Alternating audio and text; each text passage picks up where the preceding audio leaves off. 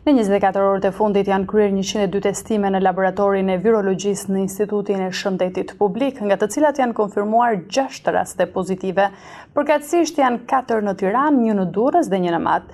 Të identifikuar pozitiv për COVID-19 në 24 orët e fundit janë kontakte dhe raste të reja për të cilat është duke u kryer hetimi epidemiologjik. Deputeti i opozitës parlamentare Lefter Maliqi ka mbajtur një deklaratë përpara kryesisë së Kuvendit ku ka thënë se Rama po përçon opozitën parlamentare për të hequr votat për miratimin e marrëveshjes së duke e refuzuar atë. Vetëm 230.000 qytetarë kanë përfituar pagën e luftës. Së referuar të dhënave të bëra publike edhe më herët rezulton se janë ende mbi 43.000 punonjës, të cilët nuk e kanë marrë pagën prej 40.000 lekësh. Një gest i ullët kriminal i sjelljes së një punonjësi policie, kështu është shprehur ministri i Brendshëm Sandra Leshaj për arrestimin e shefit të komisariatit të Fusharzit me akuzën e përdhunimit. Ministri Leshaj tha se duhet që të kemi një qasje tjetër për policinë pas këtyre rasteve. Më tej ai ka theksuar se duhen shtuar dhe çuar në ekstrem penalitetet për kujdestarët. Gjatë 24 orëve të fundit janë testuar 229 qytetarë si të dyshuar me COVID-19 dhe janë konfirmuar 23 raste pozitive.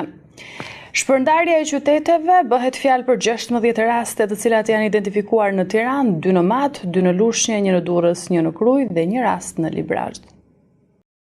Kongresi i Partisë Socialiste ka nisur me një video të ngjarjeve më kryesore të muajve të fundit, ku përfshin protesta të Partisë Demokratike, por edhe tërmeti 26 nëntorit.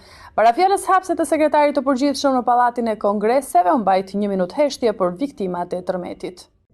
Zëvendësministri i Brendshëm Julian Hodaj në një deklaratë për mediat për ecurinë e vettingut në polici është shprehur se nuk do të ketë përjashtime automatike të ish-punonjësve të sigurimit të shtetit, por do të dalin përpara komisionit.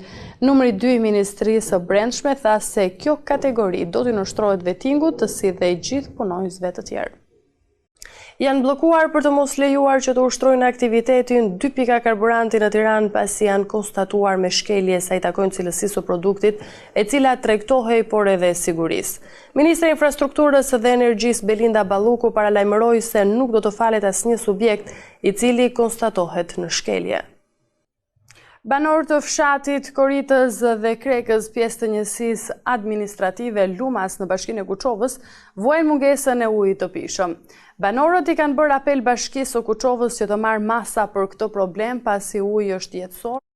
Banorë të fshatit Koritës dhe Krekës, pjesë të njësisë administrative Lumas në bashkinë e Kuçovës, vuajnë mungesën e ujit të pishëm. Banorët i kanë bërë apel bashkisë së Kuçovës që të marrë masa për këtë problem pasi uji është jetësor dhe i nevojshëm.